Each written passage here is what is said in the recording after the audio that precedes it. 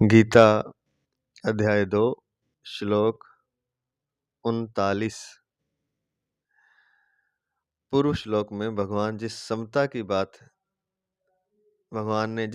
की बात कही है, आगे के 2 श्लोकों में उसी को सुनने के लिए आज्ञा देते हुए उसी की महिमा का वर्णन करते हैं।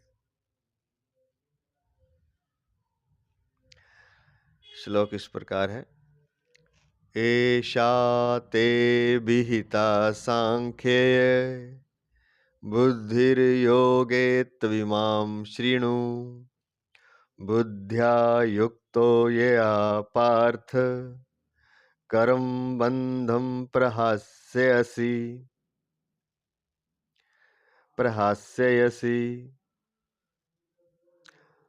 हे पार्थ, यह समबुद्धि तेरे लिए पहले सांख्य योग में कही गई और अब तू इसको कर्म योग के विषय में सुन। जिस समबुद्धि से युक्त हुआ तू कर्म बंधन का त्याग कर देगा। प्रातः स्मरणीय, प्रातः वंदनीय,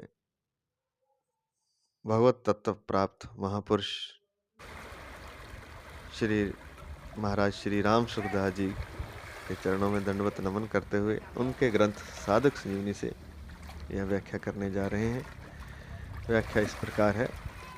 पद है एषा ते विहिता सांख्ये बुद्धिर्योगे तविमां शृणु। यहाँ तू पद प्रकरण संबंध विच्छेद करने के लिए आया है, अर्थात पहले सांख्य का प्रकरण कह दिया, अब योग का प्रकरण कहते हैं। यहाँ ऐसा पद पूर्व श्लोक में वर्णित समबुद्धि के लिए आया है। इस समबुद्धि का वर्णन पहले सांख्य योग में 11वें से 30वें श्लोक तक अच्छी तरह कर दिया गया है। देह देही का ठीक ठीक विवेक होने पर समता में अपनी स्वतः सिद्ध स्थिति का अनुभव हो जाता है। कारण कि देह में राग रहने से ही विषमता रहती है। इस प्रकार सांख्य योग में तो समबुद्धि का वर्णन हो चुका है, अब इसी समबुद्धि को तू कर्म योग के विषय में सुन। तो यह है कि जब पहले 11वें से 30वें श्लोक तक देह और देही, शरीर और शरीरी का ठीक ठीक विवेक हो जाए जब व्यक्ति को, तो अपने आप ही वो समता में अपनी स्वतः सिद्ध स्थिति का अनुभव हो जाता है उसे। तो वो तो था सांख्य योग में, अब इसी बात को कर्म योग में समझा रहे हैं समता को। इमाम कहने का तात्पर्य है कि अभी इस समबुद्धि को कर्म योग के विषय में कहना है कि यह समबुद्धि कर्म योग में कैसे प्राप्त होगी, इसका स्वरूप क्या है, इसकी महिमा क्या है। इन बातों के लिए भगवान ने इस बुद्धि को योग के विषय में सुनने के लिए कहा है। बुद्ध्या युक्तो यया पार्थ कर्म बंधम प्रहास्यसि। अर्जुन के मन में युद्ध करने से पाप लगने की संभावना थी, पहले अध्याय का 36वां और 45वां श्लोक। परंतु भगवान के मत में कर्मों में विषम बुद्धि, राग द्वेष होने से ही पाप लगता है, समबुद्धि होने से पाप लगता ही नहीं। जैसे संसार में पाप और पुण्य की अनेक क्रियाएं होती रहती हैं, पर उनसे हमें पाप पुण्य नहीं लगते, क्योंकि उनसे हमारी समबुद्धि रहती है, अर्थात उनमें हमारा कोई पक्षपात, आग्रह, राग द्वेष नहीं रहते। ऐसे ही तू समबुद्धि से युक्त रहेगा तो तेरे को भी ये कर्म बंधन कारक नहीं होंगे। कह रहे हैं कि जैसे संसार में अनेक प्रकार की क्रिया होती हैं, कोई किसी को हिंसा हो रही है, कहीं अहिंसा हो रही है, कोई पाप हो रहा है, कोई पुण्य हो रहा है, कोई मर गया है, कोई जी गया है, लेकिन उनका पाप पुण्य हमें नहीं लगता, क्योंकि हम वहाँ समबुद्धि रखते हैं। क्योंकि दूसरे का है तो समबुद्धि स्वतः ही रह जाती है कि हमें ना किसी की मृत्यु से फर्क पड़ता, ना किसी के जन्म से फर्क पड़ता, क्योंकि उसमें हमारा कोई पक्षपात, कोई आग्रह, कोई राग द्वेष नहीं होता। ऐसे अगर हम स्वयं के बारे में भी कर लें, देह और देही को अलग अलग जान लें, शरीर और शरीर को अलग अलग जान लें, तो हम समबुद्धि से युक्त हो जाएंगे। तो कहते हैं कि तेरे को भी ये कर्म बंधन कारक नहीं रहेंगे। इसी अध्याय के 7वें श्लोक में अर्जुन ने अपने कल्याण की बात पूछी थी, इसलिए भगवान कल्याण के मुख्य मुख्य साधनों का वर्णन करते हैं। पहले भगवान ने सांख्य योग का साधन बताकर कर्तव्य कर्म करने पर बड़ा जोर दिया कि क्षत्रिय के लिए धर्म रूप युद्ध से बढ़कर श्रेय का अन्य कोई साधन नहीं है। दूसरे अध्याय का 31वां श्लोक। फिर कहा कि सम बुद्धि से युद्ध किया जाए तो पाप नहीं लगता। दूसरे अध्याय का 38वां श्लोक, जो अभी हम पीछे किया है कल। अब उसी समबुद्धि को कर्म योग के विषय में कहते हैं। समबुद्धि से तात्पर्य निर्लिप्त भाव, दोनों के पाप और पुण्य, अच्छाई बुराई सबके प्रति समता की बुद्धि, समबुद्धि, अर्थात 4 बातें इन्होंने बताई हैं। ना किसी के प्रति पक्षपात, पक्ष में ना विपक्ष में, ना कोई आग्रह किसी बात को लेकर के, ना किसी से प्रति राग अर्थात प्रेम, और ना द्वेष। अगर ये 4 बातें हो जाएंगी तो हम में समबुद्धि आ जाएगी। अब उसी समबुद्धि को कर्मयोग के विषय में कहते हैं। कर्मयोगी लोक संग्रह के लिए कर्म करता है। लोक संग्रहम एवापि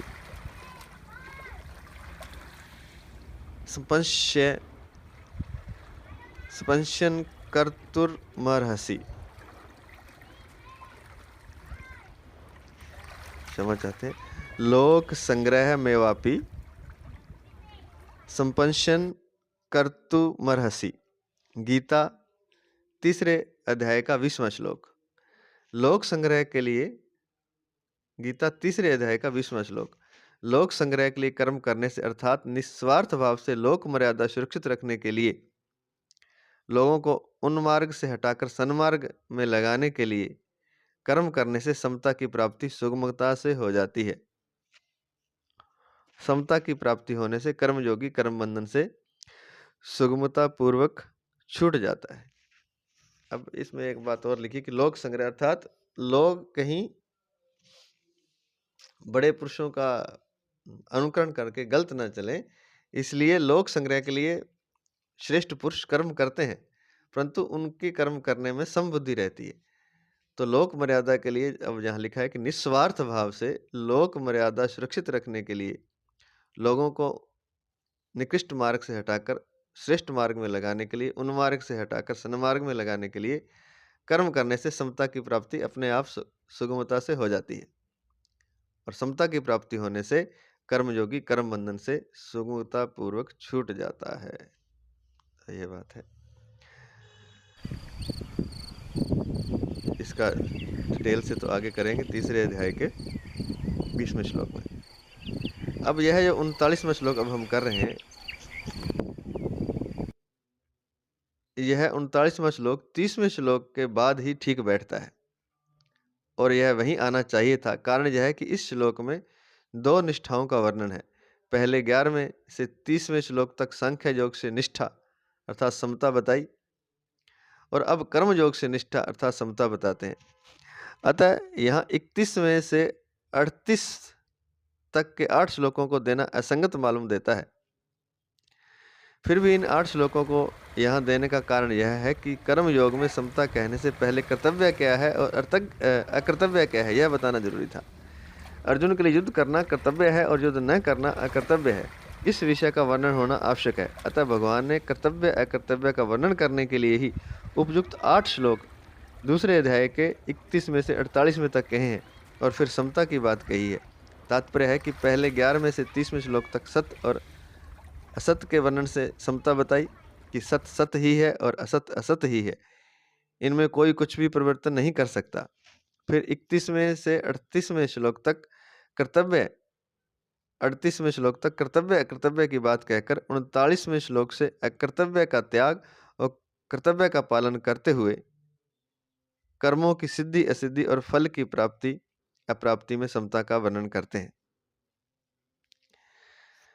परिशिष्ट भाव इस प्रकार है इस श्लोक का।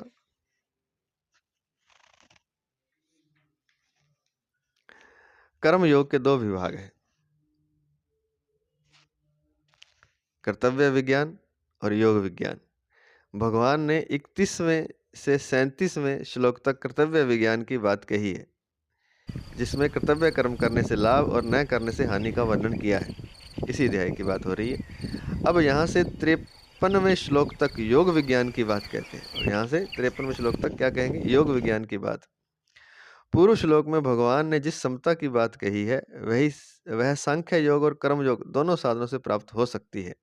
वो समता जो है वो सांख्य योग से भी प्राप्त हो जाएगी और कर्म योग से भी प्राप्त हो सकती है।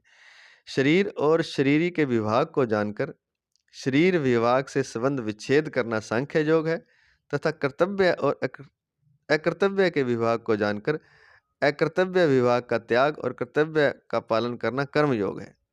बहुत ही शानदार बात लिखी है।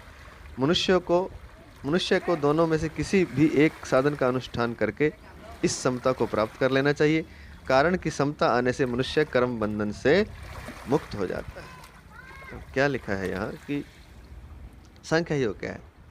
शरीर और शरीरी, ये शरीर है और इसके अंदर जो आत्मा है वो शरीरी है। शरीरी जो है, जो आत्मा है, वो कभी मरती नहीं है, उसका कुछ भी नुकसान कभी नहीं होता, वो जैसी है वैसी ही रहती है और शरीर कभी रहता नहीं है। तो इन विभागों को जानकर शरीर विभाग से संबंध विच्छेद करना सांख्य योग। शरीर से अपना संबंध विच्छेद कर ले जीव, शरीर को अलग जान ले, मान नहीं ले, क्योंकि है तो अलग ही, लेकिन हमने माना हुआ है कि हम शरीर हैं। तो शरीर को अगर हम अलग मान लेते हैं, मैं अलग हूँ, मेरा शरीर अलग है, मैं तो आत्मा हूँ, मैं सत्ता हूँ, मैं स्वरूप हूँ, मैं शरीरी हूँ, मैं जीव हूँ, लेकिन मेरा शरीर एक खोल है। इसको अगर विवेक से अपने अलग कर ले, उससे शरीर से अपना संबंध विच्छेद कर ले, तो ये सांख्य योग है। बहुत बार सांख्य योग की परिभाषा बताने में बड़ी शब्दों का बड़ा जाल फैल जाता है, लेकिन महाराज जी ने बड़े एक ही शब्द में बता दिया कि सांख्य योग है शरीर और शरीरी को अलग अलग कर लेना। ऐसे कह सकते हैं नीर शीर विवेक। कहते हैं ना कि जो परमहंस होते हैं वो नीर शीर विवेक होता है। जैसे कोई बगला ऐसे होता है, कोई श्रेष्ठ हंस, वो अगर दूध में जल मिला हो तो वो दूध पी लेता है और जल छोड़ देता है, उसको अलग कर लेता है। तो नीर शीर विवेक जिसमें आ जाएगा, शरीर और शरीर को जो अलग समझ लेगा, जान लेगा और शरीर से संबंध विच्छेद कर लेगा, यह सांख्य योग है। बहुत ही शानदार और सटीक व्याख्या यहाँ दी है, सटीक उत्तर दिया है, सटीक तरीके से समझाया है। तो ये तो सांख्य योग है। तथा कर्तव्य और अकर्तव्य के विभाग को जानकर अकर्तव्य विभाग का त्याग कर दे। ये मेरा कर्तव्य है, ये मेरा कर्तव्य नहीं है, तो जो नहीं है उसका त्याग कर दे और कर्तव्य कर्म का पालन करे, चाहे मृत्यु भी आ जाए। तो कर्तव्य का पालन करना कर्म योग है। तो ये कर्म योग है, बहुत ही आसान है। धर्म पर चलना अर्थात कर्तव्य का पालन करना, यह कर्म योग है। अपना कर्म करना, कर्तव्य का पालन करते हुए, धर्म पर चलते हुए अपना कर्म करना, ये कर्म योग है। इसमें फिर मृत्यु तक भी शामिल होती है कि मृत्यु भी आ जाए कर्म करते हुए तो कोई घबराने की बात नहीं है, उसके लिए मोक्ष का द्वार खुला है। मृत्यु से तात्पर्य यह है कि उससे पहले जो चीज़ें हैं, धन कम है, संसार में कष्ट है, कुछ भी कष्ट आ जाए तो वो हमें उसको सहते हुए कर्म करना है। धन कम है तो ऐसे नहीं कि हमने रिश्वत ले लेनी है, तो फिर वह कर्म योग नहीं बनेगा, बल्कि नुकसान हो जाएगा। तो जो यहाँ पर है वहाँ पर अपने कर्तव्य का पालन करते हुए डटा रहे तो वह कर्म योगी बन जाता है, उसके लिए मोक्ष का द्वार खुल जाता है, चाहे उसकी मृत्यु हुई क्यों ना हो जाए कर्म करते हुए। जैसे कि यहाँ भगवान अर्जुन को कर्म योग में लगा रहे हैं, युद्ध करने का योग कर्म योग बना रहे हैं, युद्ध को भी कर्म योग बना रहे हैं। मनुष्य को दोनों में से किसी भी एक साधन का अनुष्ठान करके इस समता को प्राप्त कर लेना चाहिए। और दोनों में से जो अच्छा लगे, किसी को कर्म योग अच्छा लगता है, कर्म करते हुए समता को प्राप्त करना है तो कर्म योग से करे। अगर वो ज्ञानी टाइप का मनुष्य है तो वह शरीर और शरीर के विभाग को जान करके समता को प्राप्त हो जाए, कारण कि समता आने से मनुष्य कर्म बंधन से मुक्त हो जाता है।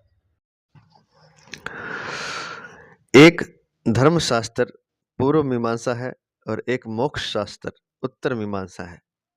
यहाँ 31 में से 37वें श्लोक तक धर्मशास्त्र की और 39 में से 53वें श्लोक तक मोक्ष शास्त्र की बात कही गई है, मोक्ष शास्त्र की बात आई है। धर्म से लौकिक और परमार्थिक दोनों तरह की उन्नति होती है। धर्म शास्त्र में कर्तव्य पालन मुख्य है। धर्म कहो चाहे कर्तव्य कहो एक ही बात है। बहुत शानदार बात कही है। अभी हम बात कर रहे कि धर्म पर चलते हुए कर्तव्य का पालन करें। नहीं, कर्तव्य और धर्म एक ही बात है। तो धर्म से लौकिक और परमार्थिक दोनों तरह की उन्नति होती है। इसको स्टार लगा के नीचे अंडरलाइन करके दिया है। यतो भे यतो यतो भेयुर्दयनिः श्रेयस्सिद्धिः स धर्मः। जिससे सिद्धि होती है लौकिक और परमार्थिक, वही धर्म है। वैशेषिक 1:3 से लिया गया है। तो धर्म कहो या कर्तव्य कहो, एक ही बात है। जो करना चाहिए उसको न करना भी अकर्तव्य है, और जो नहीं करना चाहिए उसको करना भी अकर्तव्य है। जो करना चाहिए उसको ना करें अगर, वो भी अकर्तव्य है। ऐसे नहीं कि करने वाला तो कर लिया और जो नहीं करना चाहिए वहां मौन धारण कर लिया। कई बार हम दूसरे पर समस्या आती है और हमारा कर्तव्य बनता है कि वहां हम कुछ बोलें, कुछ कहें, वहां हम कुछ नहीं कहते, हम मौन धारण कर लेते हैं। तो जो करना चाहिए उसको ना करना भी अकर्तव्य है, वो भी अकर्तव्य है। और जो नहीं करना चाहिए उसको करना भी अकर्तव्य, और जो नहीं करना उसको अगर कर रहे हैं तो ये भी अकर्तव्य है। इसके बारे में रामधारी सिंह दिनकर जी ने एक लिखा है, समर शेष है नहीं पाप का भागी केवल व्याध, जो तटस्थ है समय लिखेगा उनके भी अपराध। अर्थात कोई बाघ शिकारी किसी शिकार को मार रहा है तो वही केवल पापी नहीं है, जो उस शिकारी को शिकार को मारते हुए देखकर तटस्थ खड़ा है वह भी भागी है, वह भी पापी है। जिसमें अपने सुख की इच्छा का त्याग करके दूसरे को सुख पहुंचाया जाए, जिसमें अपने सुख की इच्छा का त्याग करके दूसरे को सुख पहुंचाया जाए, और जिसमें अपना भी हित हो तथा दूसरे का भी हित हो, वह कर्तव्य कहलाता है। जिसमें अपना भी हित हो, दूसरे का भी हित हो, और अपने सुख का त्याग किया जाए और दूसरे को सुख पहुंचाया जाए, तो वह कर्तव्य है। कर्तव्य का पालन करने से योग की प्राप्ति अपने आप हो जाती है। कर्तव्य का पालन किए बिना मनुष्य योगारूढ़ नहीं हो सकता, योग के पथ पर आरूढ़ नहीं हो सकता, चल नहीं सकता। गीता के 6 अध्याय का 3रा श्लोक। योग की प्राप्ति होने पर तत्व ज्ञान स्वतः हो जाता है, अपने आप हो जाता है फिर, जो कर्म योग तथा ज्ञान योग दोनों का परिणाम है। गीता के 5वें अध्याय का 4था 5वां श्लोक। तो दूसरे को सुख पहुंचाना है, और उस सुख पहुंचाने में दूसरे का तो हित है ही, अपना भी हित होना चाहिए, और अपने सुख की इच्छा का त्याग करना पड़ता है। तो ये इसको समझने के लिए, जैसे किसी की सेवा आप कर रहे हैं, किसी बुजुर्ग की, अपने माता पिता की, वो बीमार हैं, तो उसको सुख पहुंचाना, उनको सुख पहुंचाना, तो यह तो कर्म हो गया।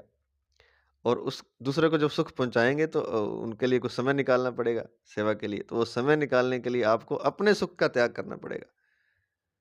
तो अपने सुख की इच्छा का त्याग करके दूसरे को सुख पहुंचाया जाए, तो जिसमें क्या है, जिसको आप सुख पहुंचा रहे हैं अपने माता पिता को, उनका तो हित है ही, उनका शरीर का हित है, उनके जो कार्य उनसे नहीं हो रहा तो उनको करने में आप उनका हित कर रहे हैं।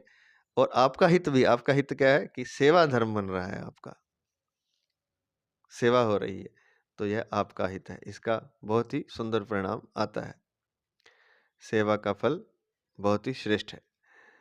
तो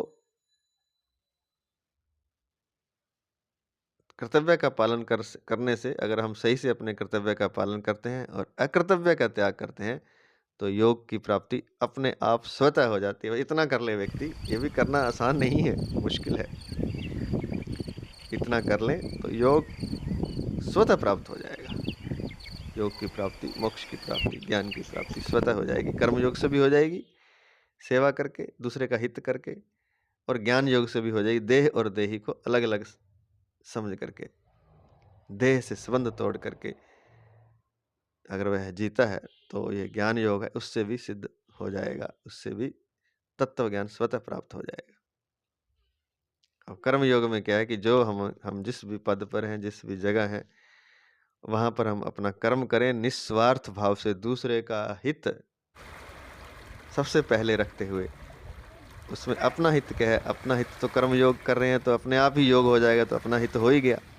और अपने सुख का त्याग करके, बहुत ही शानदार बात है। और भी इसको समझेंगे कभी। अब आगे चलते हैं। 40वां श्लोक दूसरे अध्याय का। नेहाभिक्रम नाशोस्ति प्रत्यवायो न विद्यते स्वल्पम्प्यस्य धर्मस्य त्रायते महतो भयात्। मनुष्य लोक में इस समबुद्धि रूप धर्म के आरंभ का नाश नहीं होता तथा इसके अनुष्ठान का उल्टा फल भी नहीं होता, और इसका थोड़ा सा भी अनुष्ठान जन्म मरण रूप महान भय से रक्षा कर लेता है। बहुत ही उत्तम श्लोक है जी, बहुत ही शानदार, बहुत ही शानदार। सुनते हैं व्याख्या महाराज जी के ग्रंथ साधक संजीवनी से। नेहाभिक्रम नाशोस्ति, इस समबुद्धि समता का केवल आरंभ ही हो जाए तो उस आरंभ का भी नाश नहीं होता। मन में समता प्राप्त करने की जो लालसा उत्कंठा लगी है, यही इस समता का आरंभ होता है, यही इस समता का आरंभ होना है। इस आरंभ का कभी अभाव नहीं होता, क्योंकि सत्य वस्तु की लालसा भी सत्य ही होती है। बहुत ही शानदार है, समझते चलेंगे कि अगर आप समता को प्राप्त करने की आपके अंदर इच्छा भी आ गई, आरंभ भी आप करना चाहते हैं, उत्कंठा हो गई, तो भी समझो कि उस आरंभ का कभी नाश नहीं होता और इस आरंभ का कभी अभाव नहीं होता, क्योंकि सत्य वस्तु की लालसा अगर आपके मन में है तो सत्य वस्तु की लालसा भी सत्य ही है। वाह!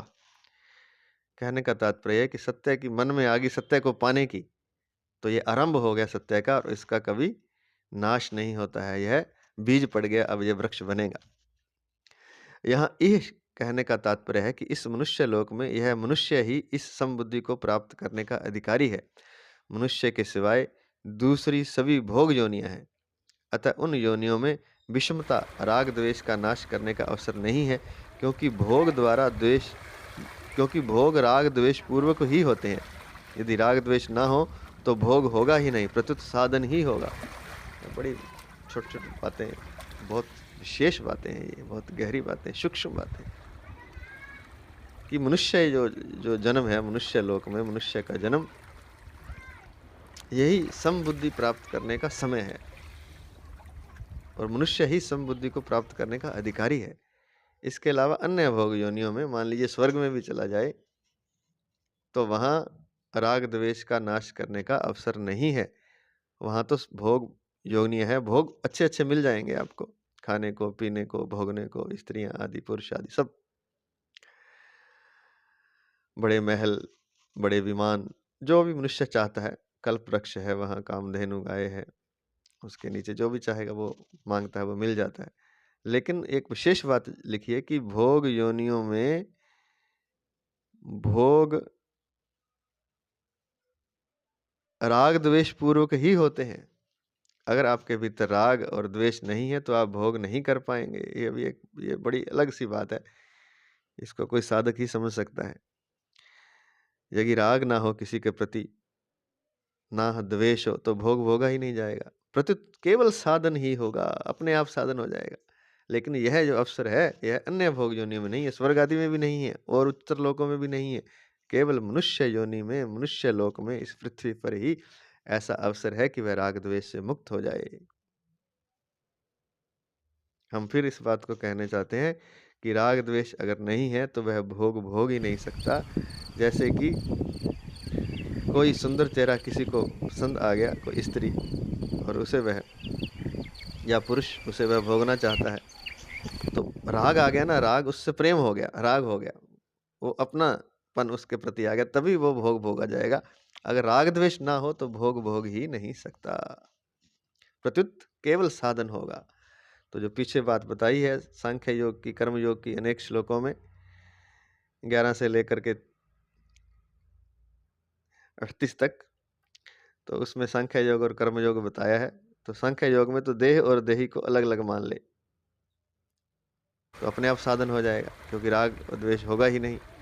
और अपना कर्म करता रहेगा, कर्तव्य कर्म करेगा तो भी राग द्वेष नहीं होगा, तो साधन हो जाएगा। तो राग द्वेष के ना हो तो भोग भोगा ही नहीं जाएगा, प्रत्युत अपने आप स्वतः साधन हो जाएगा। अगला पद है, प्रत्यवायो न विद्यते। सकाम भाव पूर्वक किए गए कर्मों में अगर मंत्र उच्चारण, यज्ञ विधि आदि में कोई कमी रह जाए तो उसका उल्टा फल हो जाता है। जैसे कोई पुत्र प्राप्ति के लिए पुत्रेष्टि यज्ञ करता है, तो उसमें विधि की त्रुटि हो जाने से पुत्र का होना तो दूर रहा, घर में किसी की मृत्यु हो सकती है, हो जाती है, अथवा विधि की कमी रहने से इतना उल्टा फल ना भी हो तो भी पुत्र पूर्ण अंगों के साथ नहीं जन्मता। परंतु जो मनुष्य इस समबुद्धि को अपने अनुष्ठान में लाने का प्रयत्न करता है, उसके प्रयत्न का अनुष्ठान का कभी भी उल्टा फल नहीं होता, कारण कि उसके अनुष्ठान में फल की इच्छा नहीं होती। जब तक फलेच्छा रहती है तब तक समता नहीं आती, और समता आने पर फलेच्छा नहीं रहती। जब तक हम फल की इच्छा कर रहे हैं तब तक हमारे जीवन में समता नहीं है, हम कर्म के प्रति सम नहीं है, हम राग द्वेष के प्रति सम नहीं है, हम देह और देही के प्रति, शरीर और शरीर के प्रति सम नहीं है। इसलिए हमें फल चाहिए, फल की इच्छा रहती है। और जब समता आ जाती है राग द्वेष आदि के प्रति, तो फल इच्छा अपने आप समाप्त हो जाती है। अतः अब ये दूसरी बात जो यहाँ बात चल रही है वो ये चल रही है कि अतः उसके अनुष्ठान का विपरीत फल होता ही नहीं, होना संभव ही नहीं है। तो कहते हैं कोई हम यज्ञ करवाते हैं तो उसमें कोई विधि में, कोई उच्चारण में कोई त्रुटि रह जाए तो उसका उल्टा फल हो सकता है, लेकिन अगर हम समता की तरफ गति करना चाहते हैं, समता की मन में हमने सोच लिया कि हमने सम होना है, चाहे तो कर्म योग से चाहे सांख्य योग से, तो उसका विपरीत फल नहीं होता, होना संभव ही नहीं है। विपरीत फल क्या है? संसार में विषमता का होना ही विपरीत फल है। संसारिक किसी कार्य में राग होना और किसी कार्य में द्वेष होना ही विषमता है, और इसी विषमता से जन्म मरण रूप बंधन होता है। परंतु मनुष्य में जब समता आती है तब राग द्वेष नहीं रहते, और राग द्वेष के न रहने से विषमता नहीं रहती, और फिर उसका विपरीत फल होने का कोई कारण ही नहीं है। अगला पद है इस श्लोक का, स्वल्पम पेयस्य धर्मस्य त्रायते महतो भयात। स्वल्पम अप्यस्य शब्द है सही तो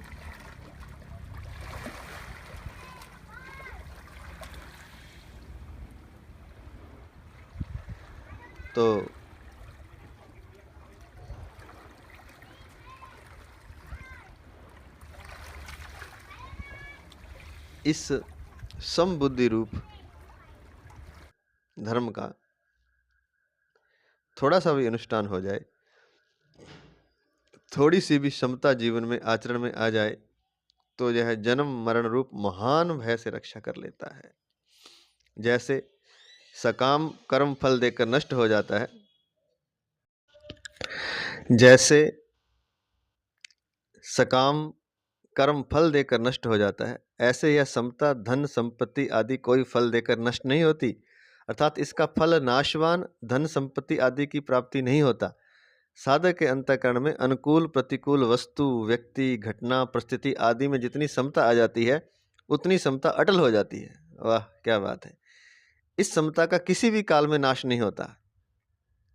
जैसे योग भ्रष्ट की साधन अवस्था में जितनी समता आ जाती है, जितनी साधन सामग्री हो जाती है, उसका स्वर्ग आदि ऊंचे लोकों में बहुत वर्षों तक सुख भोगने पर और मृत्यु लोक में श्रीमानों के घर में भोग भोगने पर भी नाश नहीं होता। क्या बात है! बहुत शानदार बात लिखी है। तो समझने वाली बातें हैं। कहते हैं कि हम अच्छा काम करते हैं, कोई अनुष्ठान किया हमने किसी फल की प्राप्ति के लिए, धन के लिए, तो धन हमें मिल गया, लेकिन धन दे करके वो समाप्त हो गया फल। लेकिन ये ऐसी चीज है जो साधना है, जो समता है, जो समबुद्धि है, अगर ये हमारे मन में आ गई, जितनी आ गई उतना ही हमें उसका फल मिलेगा, और वो कभी नष्ट नहीं होता है। वो चाहे आप स्वर्गों में चले जाएं, स्वर्गों में भोग भोग लें, चाहे आप धरती पर अच्छे अच्छे भोग भोग लें, वो समाप्त नहीं होगा। वो जितना आपके अंदर आ गया उतना हमेशा रहेगा, वो उसका कभी अंत नहीं होता। ये बहुत शानदार बात लिखी है। तो दोबारा से सुनते हैं इस बात को कि साधक के अंतःकरण में अनुकूल प्रतिकूल परिस्थिति के प्रति वस्तु के प्रति, व्यक्ति के प्रति, घटना के प्रति जितना आपकी चेतना ऊपर उठ गई, अनुकूल प्रतिकूल को जितना आपने के अनुकूल प्रतिकूल जितनी आपने समता अपने जीवन में ले आए आप, जितनी समता आपने सिद्ध कर ली, उतनी समता अटल हो जाती है। दोबारा कोई घटना आएगी, उतनी समता आपके अंदर रहेगी, तुरंत उतनी समता में आप स्थित हो जाएंगे, उससे नीचे नहीं आएंगे। तो इसका इसलिए कहा है कि स्वल्पम पेस्य धर्मस्य त्रायत महतो वेद प्रत्यवायो न विद्यते। इसका विपरीत फल नहीं होता, प्रत्यवाय उल्टा फल नहीं होता इसका। और ये थोड़ी सी जो है ना, त्रायते महतो भय, थोड़ी सी भी महान भय से रक्षा कर लेती है। तो जितनी समता आप में आ जाएगी उतनी अटल हो जाती है। इस समता का किसी भी काल में नाश नहीं हो सकता। जैसे योग भ्रष्ट की साधन अवस्था में जितनी समता आ जाती, जितनी समता साधन सामग्री हो जाती है, उसका स्वर्ग आदि ऊंचे लोकों में बहुत वर्षों तक सुख भोगने पर और मृत्यु लोक में भी श्रीमानों के घर में भोग भोगने पर भी नाश नहीं होता। कहते हैं कि योग भ्रष्ट जो हो जाता है तो वो एक बार स्वर्ग आदि में जैसे भोग भोगने में चला जाता है, या मृत्यु लोक में इस धरती पर अच्छे श्रीमानों के घर, धन संपत्ति वाले के घरों में उसका जन्म होता है। जो योग भ्रष्ट हो जाता है, पिछले जन्म में योग किसी कारण से नीचे गिर जाता है, तो उसका फिर अच्छे घर में जन्म होता है या स्वर्ग आदि में जन्म होता है।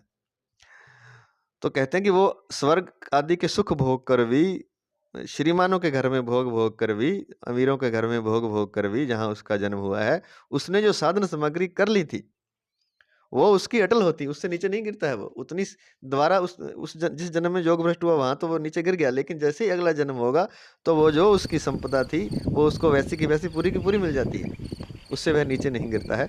यह लिखा है गीता के 6ठे अध्याय का 41वां और 44वां श्लोक है। यह समता साधन सामग्री कभी किंचन मात्र भी खर्च नहीं होती, प्रत्युत सदा ज्यों की त्यों सुरक्षित रहती है, क्योंकि यह सत्य है, सदा रहने वाली है। बहुत शानदार बात है। अब अगला शब्द है धर्म। धर्म नाम दो बातों का है। नंबर 1 दान करना, प्याऊ लगाना, अन्न क्षेत्र खोलना आदि परोपकार के कार्य करना, ये धर्म है। अब दूसरा, वर्ण आश्रम के अनुसार शास्त्र विहित अपने कर्तव्य कर्म का तत्परता से पालन करना। इन धर्मों का निष्काम भाव पूर्वक पालन करने से समता रूप धर्म स्वतः आ जाता है, क्योंकि यह समता रूप धर्म स्वयं का धर्म अर्थात स्वरूप है। इसी बात को लेकर यहाँ समबुद्धि को धर्म कहा गया है। तो एक तो है कि जो बता दिया, दान करे, धन दान करे, प्याऊ लगाए, अन्न क्षेत्र खोले, परोपकार करे, और इससे भी बड़ी बात है कुछ मत करे, अपने कर्तव्य का पालन करे, सेवा करे, दूसरों के हित के लिए करे, जो भी उसके सामने पड़ गया है। मान लीजिए माँ बाप की सेवा करनी है, बच्चों की सेवा करनी है, पत्नी का, जो भी धर्म है उसका वो अपने कष्ट सहते हुए, दूसरे का हित का ख्याल रखते हुए, अपने सुख का त्याग करते हुए अगर वो पालन करता है तो वह समबुद्धि को प्राप्त हो जाएगा। जो दान करने से, जो प्याऊ लगाने से, जो अन्न क्षेत्र खोलने से, जो परोपकार करने से जो नहीं मिलेगा, वो अपने कर्तव्य का पालन करने से मिल जाएगा और वह समबुद्धि को प्राप्त हो जाएगा। और समबुद्धि ही धर्म है, अर्थात वह अपनी आत्मा में स्थित हो जाएगा। ये मुश्किल है।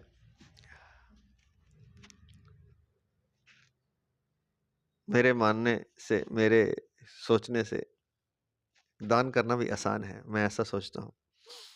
हालांकि मुश्किल है वो भी, लेकिन वो भी फिर भी आसान है। प्याऊ लगाना, अन्न क्षेत्र खोलना, पैसे हैं तो, धन है तो वो कर सकता है आसानी से, लेकिन कर्तव्य का पालन करना बड़ा मुश्किल है। क्योंकि इसमें अपने सुख का त्याग करना पड़ता है। सेवा धर्म अति कठिन, तुलसीदास जी कहते हैं रामचरितमानस में। तो दूसरे के हित के लिए, दूसरे के सुख के लिए कष्ट सह करके जब हम करेंगे तो उसकी तो बराबरी कुछ भी नहीं कर सकता। वो हमें मोक्ष तक प्राप्त करवा सकता है, समबुद्धि में स्थित करवा सकता है। अब समता संबंधी विशेष बात, पहले तो ये समझ लें धर्म वाली जो कर्तव्य है, जैसे पत्नी का कर्तव्य है पति की सेवा करना, अब उसमें कष्ट तो होता है, और पतिव्रत धर्म का पालन करना, इसमें भी कष्ट। ऐसे ही पति के लिए भी ये कर्तव्य है अपने पत्नीवत धर्म का पालन करना, दूसरी स्त्रियों को ना देखना, और जो व्यवस्था है वो व्यवस्था पति का धर्म है, पत्नी के लिए, बच्चे के लिए, माँ बाप के लिए। अन्य धर्म भी है भाई बहन का, जो कि रामायण में बड़े विस्तार से बताया गया है। तो उस धर्म का अगर पालन करेगा तो वो धर्म ही केवल मात्र उसे मोक्ष दिला देगा। इसलिए पत्नी के लिए विशेष रूप से कहा गया है शास्त्रों में कि वह कुछ ना करे, पति की सेवा करे और पातिव्रत्य धर्म का पालन करे, तो अपने आप उसे ज्ञान प्राप्त हो जाएगा। एक बात हम कहना चाहते थे, वो अब चल पड़ी है तो वो कह देते हैं। कल फिल्मों की बात चली थी, तो फिल्मों में गीत की बात चली थी, तो भगवान का गीत तो है गीता के श्लोक, गीता के अध्याय। फिल्मों में भी गीत गाए जाते हैं, लेकिन वो गीत हमें गलत दिशा की ओर लेके जाते हैं। भाव तो वो पैदा कर देते हैं, लेकिन वो भाव हमें उल्टी दिशा में लेके जा रहा है, ये याद रखने वाली बात है। तो उस गीत को हम गीता के अध्यायों के गीत के समकक्ष ना रखें, बल्कि ये तो गीत आकाश में ले जाएगा और वो ले जाएगा पताल में, नरक में ले जाएगा। और ऐसा हो गया है उन गीतों को सुन सुन के, जब से 50-100 साल से फिल्में बनना शुरू हुई हैं, और पिछले 50 साल में तो अधिकतर ज़्यादा इसका प्रचार प्रसार हुआ। पहले तो लोग फिल्म देखते नहीं थे, कोई देखने जाता था तो उसको अच्छा नहीं समझा जाता था कि यह फिल्म देखने चला गया, अर्थात तमाशा देखने चला गया, भांडों का भांड नाच देखने चला गया। भांड बोलते थे इनको, और भांड ही ये कार्य करते थे पहले। आज तो अच्छे अच्छे लोग, क्योंकि पैसा बहुत है इसमें, तो अच्छे अच्छे लोग इसमें आने लगे, लेकिन वो भी भांड हैं। अगर वो अच्छी जाति का भी है, अच्छे कुल का है, अच्छे वर्ण का है, तो भी वो भांड है, क्योंकि उसका वर्ण चेंज हो गया। जैसे कि शास्त्रों में लिखा है, जो जैसा कर्म करने लग जाता है उसका वर्ण भी वैसा हो जाता है, उसका आश्रम भी वैसा हो जाता है। तो वो जो चला गया है, चाहे वो कोई भी हो, वहां चला गया फिल्म दुनिया में, तो वो भांड हो गया। भांड के लिए कोई, भांड किसको कहते हैं? जिसकी कोई इज्जत नहीं होती है, उसको ना शरीर की, अपने तन की इज्जत है, ना अपने धर्म की इज्जत है। उसको बस झूठ ही झूठ है सब, उसका कहना भी झूठ, उसका दिखाना भी झूठ, उसके इशारे भी झूठ, उसका चेहरा भी झूठ, सब झूठ। क्योंकि लीपा पोती की हुई है, मेकअप किया है, विशेष लाइटें डाली गई हैं, विशेष कैमरों से बनाया गया, सब झूठ है। उनकी बातें भी झूठ, सब झूठ, उनकी सुंदरता भी झूठ। तो उस झूठ को, जो झूठ ही झूठ है, उसको कहा जाता है भांड। और जहाँ कोई इज्जत नहीं है, जहाँ कोई सम्मान नहीं है, आजकल सम्मान इसलिए हो गया कि आजकल पैसे का सम्मान हो रहा है, तो उनका हम सम्मान करते हैं क्योंकि पैसा बहुत कमा रहे हैं, लेकिन वो है भांडी। तो जो भांड करेगा वो गलत नाटक करेगा, नौटंकी करेगा, उसको नौटंकी कहते थे। नौटंकी मतलब झूठ मूठ का कार्य, नाटक, नाटक मतलब झूठ मूठ का कुछ। तो वो नौटंकी जो है, उसमें जो गीत गाए जा रहे हैं, वो गीत हमें नरक में ले जाने के लिए हैं। आज सारा संसार उन गीतों को सुन सुन करके बहन बेटियां नाच रही हैं। कहीं तो नाचने वाली बुलाते थे शादी ब्याहों में, आजकल बहन बेटियां खुद नाच रही हैं, और ऐसे वस्त्र पहन के नाच रही हैं जो अशोभनीय है, बिल्कुल अशोभनीय है। वो भांडों को ही शोभा देते हैं, अच्छे व्यक्ति को वो शोभा नहीं देते। कहने का तात्पर्य हम ये कह रहे हैं कि वो जो फिल्म की दुनिया है, वो हमें गर्त में ले जाने वाली है। उसका जो गीत है, वो भाव तो जगा रहा है, लेकिन वो भाव गलत दिशा में लेके जा रहा है। और ये भगवान का जो गीत है, गीता, और रामचरितमानस भी एक गीत है। तो ये गीत जो है, ये गीत अगर हम गाएंगे तो हमारी चेतना शिखर पर पहुंचेगी और मोक्ष तक, मुक्ति तक दिला देगी। इस मानव देह के कष्टों से हमें मुक्ति दिला देगी, इस मृत्यु लोक से मुक्त करवा देगी, जन्म मरण से के बंधन से मुक्त करा देगी। मेरा तो मानना ऐसा है कि 6ठी क्लास से लेकर के 10वीं तक ये 2 गीत तो हर व्यक्ति को गवाए जाएं। कौन से 2 गीत? गीता के 18 अध्याय उसे याद करवाया जाए, उनका अर्थ उसे अच्छी तरह समझाया जाए, और फिर उसकी परीक्षा ली जाए। बाकी विषयों को के साथ साथ इसका विशेष रूप से ध्यान रखा जाए, बल्कि 1 नंबर पर इसे रखा जाए।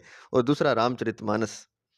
इन दोनों ग्रंथों का अगर 6ठी क्लास से लेकर 10वीं तक हम अध्ययन करवा दें अच्छी तरह से, तो फिर देखिए भारत अपने आप में ही विश्व गुरु बन जाए, और किसी कारण से नहीं बनेगा। ऊपर से आप पत्ते काटते रहें, जो भी करते रहें, नहीं होगा। ये 2 चीजें अनिवार्य कर दें, अपने आप हो जाएगा, अपने आप स्वतः हो जाएगा। जैसे ये यहाँ कह रहे हैं कि समता का पालन करने से स्वतः वो धर्म में स्थित हो जाता है, ऐसे ही ये दोनों ग्रंथों के ये जो गीत हैं, ये श्रेष्ठ गीत हैं और असली गीत हैं, यही है। असली गीत गीता है, असली गीत रामचरितमानस है, जिसको गा सकते हैं, पद रूप में है, गा सकते हैं। तो ये जो गीत है, अगर ये गीत हम गाना सीख जाएं तो हमारी चेतना कभी नीचे नहीं गिरेगी। जैसे जहाँ लिखा है प्रत्यय वायो न विद्यते, उसका कभी उल्टा फल नहीं होगा, वो ऊंची ही ऊंची उठेगी, ऊंची ही ऊंची उठेगी। और मनुष्य अगर की चेतना ऊपर उठेगी तो पूरे भारत की संस्कृति की चेतना ऊपर उठ जाएगी, सब कुछ अपने आप सही हो जाएगा, स्वतः सिद्ध हो जाएगा, स्वतः सही हो जाएगा। तो ये दो गीत मैं फिर विशेष जोर दे के ये कहना चाहता हूँ, ये दो गीत, और भी गीत हैं लेकिन ये दो विशेष तौर से गा दिए जाएं। इन दो गीतों को याद कर लिया जाए, गीता और रामचरितमानस के, तो सब कुछ हो जाएगा। परिवार में कैसे रहना है, भाइयों के साथ, पिता के साथ, बेटे के साथ, सब रामचरितमानस सिखा देगी। युद्ध में भी कैसे करना है, युद्ध कैसे करना है, युद्ध की स्थिति आने पर अपना बलिदान कैसे करना है, और उस युद्ध में भी समता में कैसे स्थित होना है, यह हमें गीता बता देगी। तो कैसे ना तो ये देश कभी हारेगा और न इसके परिवारों में निकृष्टता आएगी, जो कि आज फिल्मों को देखकर आ गई है। बिल्कुल निकृष्ट हो गया सब कुछ, अपने आप सब कुछ हो रहा है। जिसको 18 साल 21 साल के बच्चे को कितनी की बुद्धि होती है और वो अपनी शादी का निर्णय, अपने जीवन जीने का निर्णय स्वयं कर रहा है, बहुत गलत हो रहा है। निर्णय करे वो स्वयं, लेकिन माता पिता, क्योंकि अब बिल्कुल माता पिता करेंगे तो समय ऐसा आ गया तो मानेंगे नहीं, तो माता पिता की सहमति से करें तो वो अपना जीवन सही से जी पाएंगे, नहीं तो नहीं जी पाएंगे वो। इसलिए तो तलाक और ये सब होने लग गया। भारत में तलाक की कोई परंपरा ही नहीं थी, कष्ट सहकर दूसरे को सुख पहुंचाने की परंपरा थी, और उसी से आनंद और उसी से मोक्ष की उत्पत्ति होती थी। तो इस बात को विशेष समझने की जरूरत है कि जिसको बुद्धि नहीं है, 18 वर्ष के बच्चे बच्ची को, 21 साल के बच्चे बच्ची को, वो अपने हम सफर का, अपने जीवन साथी का निर्णय स्वयं ले रहा है, जिसको पता ही नहीं है कि जीवन होता क्या है। लगता है 18 साल के 21 साल के व्यक्ति को कि मैं बहुत समझदार हूँ, बच्चियों को, लेकिन वो समझदार नहीं होते। समझदारी तो 40 के आसपास आती है, उससे डबल उम्र जब हो जाती है। तो इसलिए जो उनके माँ बाप थे वही निर्णय करते थे, वो 40-45 के तब होते थे। हमारे भारत में ऐसा था, और कभी तलाक जैसी स्थिति आती नहीं थी। तो आज जो व्यवस्था बिगड़ गई है, उसका जो निकृष्ट श्रेय है वो फिल्मों को देना चाहते हैं, फिल्मों को ही देना चाहिए। यह बात हम कहना चाहते थे कि जो गीत फिल्मों ने गवाए हैं, वो गीतों ने हमारा सत्यानाश कर दिया है, और जो गीत हमें गाना चाहिए था वो हमने गाया नहीं है। वो गीत है गीता का, वो गीत है रामचरितमानस का, वो हमने गाया नहीं है। ये दो गीत हमें गाने चाहिए। सरकार तो पता नहीं कब शुरू करेगी, और करना चाहिए 6ठी क्लास से लेकर 10वीं तक। ये दोनों गीत पूरी तरह हटा देने चाहिए, याद करवा देने चाहिए, इसका अर्थ बता देना चाहिए, तो संस्कृति का एकदम से उत्थान हो जाएगा। जब तक सरकार ऐसा नहीं करती, हमें अपने बच्चों को ये स्वयं घर पर इन दोनों गीतों को याद करवा देना चाहिए, समझा देना चाहिए, सुना देना चाहिए प्रयत्न करके। तो देखें, एकदम से चेतना उत्थान कर जाएगी। धन लक्ष्य नहीं है, चेतना का उत्थान होना लक्ष्य है। और गीता का सही गीत गाना हो तो ये राम सुखदास जी महाराज जी की ग्रंथ साधक संजीवनी से को ग्रंथ को रख लें घर में, और इसकी व्याख्या रोज बच्चों को सुनाएं। सब साफ साफ सब कुछ लिखा हुआ है, तो इसको सुनाएं तो सब कुछ हो जाएगा। चलिए आगे चलते हैं। समता संबंधी विशेष बात इस श्लोक में, श्लोक है ये चल रहा है जो अभी 40वां श्लोक है दूसरे अध्याय का। नेहा विक्रम नाशोस्ति प्रत्यवायो न विद्यते स्वल्पम पयस्य धर्मस्य त्रायते महतो भयात।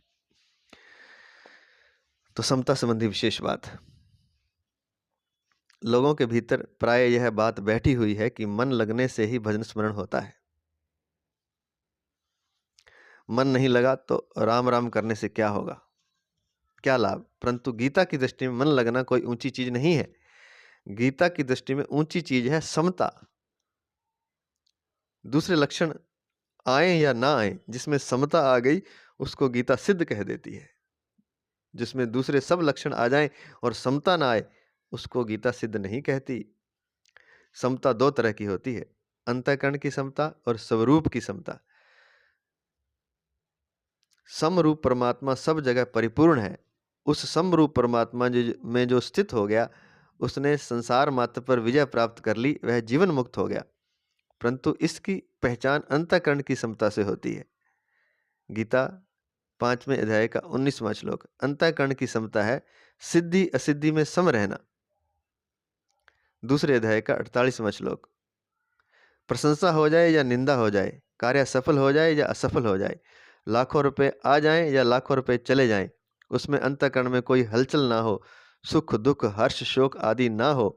गीता 5वें अध्याय का 20वां श्लोक। इस समता का कभी नाश नहीं होता, कल्याण के सिवाय इस समता का दूसरा कोई फल होता ही नहीं। इससे कल्याण ही कल्याण होगा। मनुष्य तप दान तीर्थ व्रत आदि कोई भी पुण्य कर्म करे, वह फल देकर नष्ट हो जाता है। वह फल वो जो पुण्य कर्म है वह फल देकर नष्ट हो जाता है। परंतु साधन करते करते अंतःकरण में थोड़ी सी भी समता, निर्विकारता, समता अर्थात निर्विकारता आ जाए तो वह नष्ट नहीं होती, प्रत्युत कल्याण कर देती है। इसलिए साधन में समता जितनी ऊंची चीज है, मन की एकाग्रता उतनी ऊंची चीज नहीं है। समता ऊंची चीज है, एकाग्रता ऊंची चीज नहीं है। मन एकाग्र होने से सिद्धियां तो प्राप्त हो जाती हैं, पर कल्याण नहीं होता। परंतु समता आने से मनुष्य संसार बंधन से सुखपूर्वक मुक्त हो जाता है। गीता के 5वें अध्याय का 3रा श्लोक।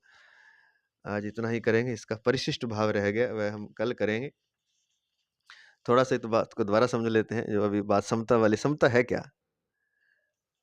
वो कहते हैं समता में अगर स्थित हो जाए,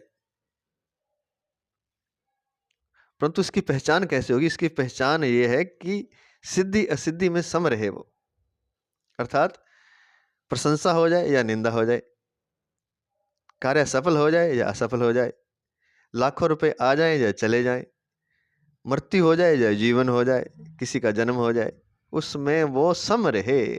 ये है समता। बस ये 5 चीज, 4 6 चीजें ही हैं वैसे तो मुख्य। जश अपजश, प्रशंसा हो जाए निंदा हो जाए, जश अपजश लाभ, जीवन मृत्यु, जश अपजश लाभ हानि, ये सब विधि हाथ, जैसे कि रामचरितमानस में लिखा है।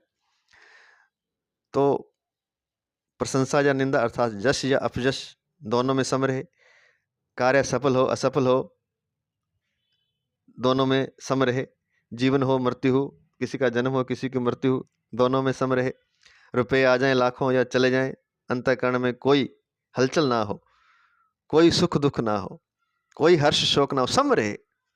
और ये इतनी समता अगर आ जाएगी, जितनी जितनी आ जाएगी उतनी उसकी अपनी हो जाएगी और वो अटल हो जाएगी। इस समता का फिर कभी नाश नहीं होता। प्रत्यवायो न विद्यते, उसका कभी उल्टा फल नहीं होता, उसका कभी नाश नहीं होता। कल्याण के सिवाय इस समता का दूसरा कोई फल होता ही नहीं है। इससे केवल केवल मात्र कल्याण होगा, कल्याण ही कल्याण होगा अगर ये समता आ जाए। तो इसको पूरी तरह मन में बिठा लें इस बात को। प्रशंसा हो जाए निंदा हो जाए, कार्य सफल हो जाए असफल हो जाए, लाखों रुपए आ जाएं चले जाएं, अंतःकरण में कोई हलचल नहीं होनी चाहिए, कोई सुख दुख नहीं होना चाहिए, किसी का जन्म हो जाए किसी की मृत्यु हो जाए, कोई हर्ष शोक ना हो, तो वो सम हो जाएगा। और जब समता आ जाएगी, सम होने से तो उसका कल्याण होगा ही होगा, उसका कोई दूसरा फल है ही नहीं। फिर एक बात और जो लिखी है, पहले भी बता चुके हैं, फिर दोबारा बता देते हैं कि तप दान तीर्थ व्रत आदि पुण्य कर्म हम जो भी करते हैं, दान करते, कुछ भी पुण्य कर्म हम करते हैं, तो वह फल देकर नष्ट हो जाए। उसका फल तो है, लेकिन जब फल मिल जाएगा जब उसको, तो वो पुण्य कर्म नष्ट हो जाएगा। लेकिन समता कभी नष्ट नहीं होती है।